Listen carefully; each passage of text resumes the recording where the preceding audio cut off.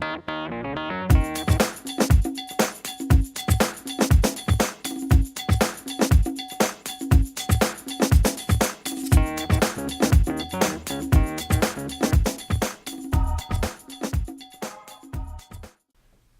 I'm Brian Skinner with InformedEntrepreneur.com. I'm here today with John O'Connell of Industrial Components of Connecticut.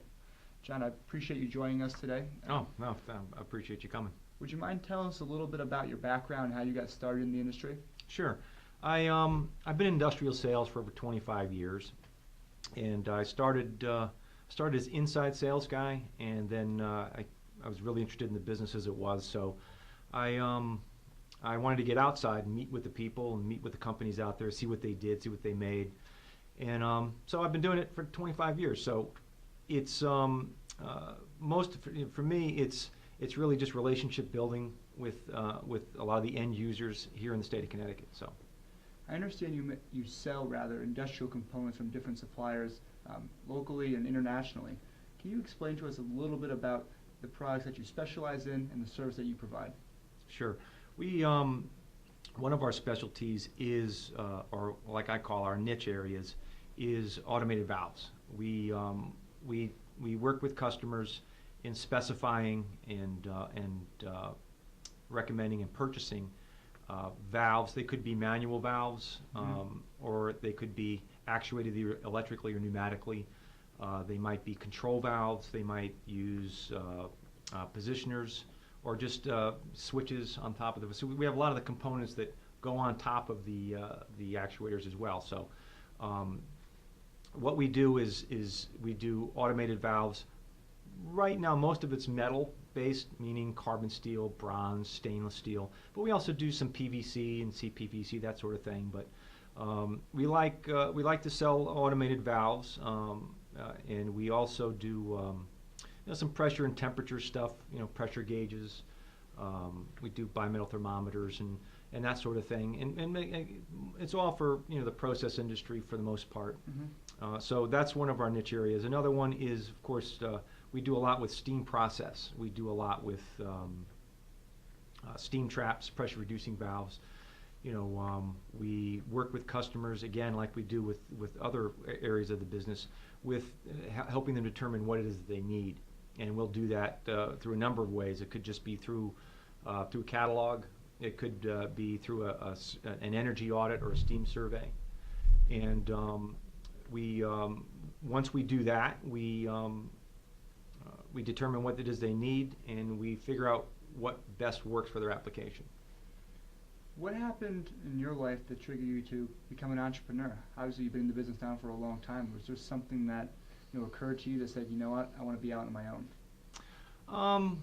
Yeah, I guess it's kind of the way I was brought up. I mean, my dad was a sales rep for some book publishers for years, so I kind of grew up around a guy who ran his own business. The only difference between him and I is he did a lot more traveling, and I knew growing up, there was a great opportunity for my dad to provide for his family. So I just when I settled into Connecticut, I figured, boy, there's some great opportunities for me here, and I had great training. I worked for some great people, and knew that I just wanted to. I knew I was good at building relationships, working with customers, and I wanted to grow that on my own, and maybe have something someday for my own family. That's really interesting. I can imagine that as a new business owner, there's a lot of challenges in the beginning. Can you talk to us about a few of the challenges that you've encountered over the course of your business career and what you guys did to overcome those?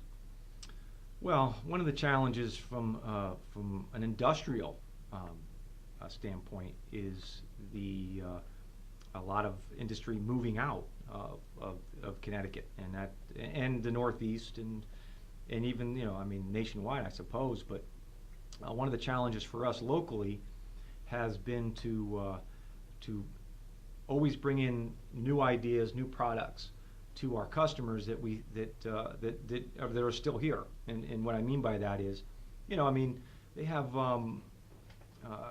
because we're not in the commodity, we don't sell stuff by the pound. Yeah. We're always looking for ways that would help our customers do their jobs better.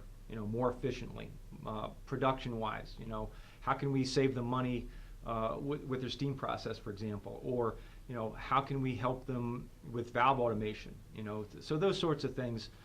The challenges are to bring in new products in an industry that is looking to save money and save money by maybe not employing as many people. So we're working with these people to try and make their jobs a lot easier.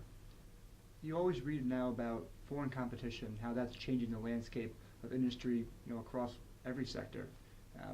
You feel like that's been a big factor in your industry as you've seen it evolve over the last 25 years? Sure. We've seen a lot over the past 25. I thought when I got into the business, it was the best days were the 50s and the 60s in industrial, from an industrial standpoint here in the Northeast. But we saw a lot of it ourselves. There's a lot of great companies still here in Connecticut and in New England, and they themselves. I like to say that my business is a niche business. Well, so are they. I mean, that's the only way they can really stay in business. Again, if they sell the stuff by the ton, it's really hard to justify staying in New England. So a lot of these companies, and I really learned a lot from them, is that how do they change things? How do they overcome foreign competition? And they overcome foreign competition by coming up with a better mousetrap. So I kind of learned that from them, and so from that standpoint, it's been exciting. I mean, there's still a lot of good companies still here in the area to do business with. If you were giving a lecture to some budding entrepreneurs on what they could do to be successful, what would be the one or two things that you could best pass on to them from your experience? Be a real good listener. All right, listen to what it is that your customers or potential customers are looking for. Really pay attention to that, and also pay attention to what you're doing as far as product lines that you want to take on. You might want to just make sure that you've got a foothold in an area, in an industry that you're going to become really strong at and stay strong at before you just try to go into too many different directions at one time. You don't spread yourself too thin. You really don't want to do that. Certainly don't want to do that these days. And I think a lot of the successful companies are the companies that really see themselves as, I don't want to say, they're not narrow-minded at all. They're very broad-minded, but they have a really good idea on what it is their customers are looking for. And that comes from listening to them first and saying, oh, okay, this is how we can help you. And don't be afraid to suggest or recommend them to somebody else, because that somebody else might want to do business with you down the road as well. So I think really what it comes down to is that you got to really try your best to take care of your customer or your potential customer. And if that means you're doing business with them or somebody else is doing business with them, to me it's a win-win. When you look at your business in particular, 5-10 years down the road, what would you say your goals are, your plans are? 5 to 10 years down the road, we'd like to see more automation. I thought when I came into the business, and even 20, 15 years ago, I would have thought that there would be a lot more than there actually is. There's a lot of stuff that's still operator-oriented, where they're doing the stuff manually. What I like to see 5 to 10 years from now is more automation, but a lot of the innovation will come through, I think, with wireless technology, Bluetooth, things that make it easier for these customers to automate and to be able to, because like I was saying before, I mean, companies are doing more with less. And part of that is, when it comes to automation, be able to do things through your smartphone, through a tablet. And so 5 to 10 years from now, I'd like to see ourselves as a player in that market, as somebody that whose website could be accessed with a lot of information that would help them to learn more about automation. So I guess 5 to 10 years, we want to continue providing information and providing some what we think are great ideas for our customers. If someone wanted to reach out to you or Industrial Components of Connecticut in general, what would be the best way for them to do that? I think it would be to go to our website. The website is industrialcomponentsct.com. You can reach out to us that way. You can contact us. You can get a better idea of what it is that we do. But that's as I've said to other people as well, is it's evolving. We want to provide people with just good solid information, stuff that they could use. And that's probably be the easiest way to contact us. I mean, you can certainly call us. We've been here, I've been doing this with Industrial Components since 1996. So we've been around for a few years. So that's probably the best way to get a hold of us. Awesome. Well, I really appreciate your time today. Oh, thank you. Appreciate Thank you, it, Brian. John. Pleasure.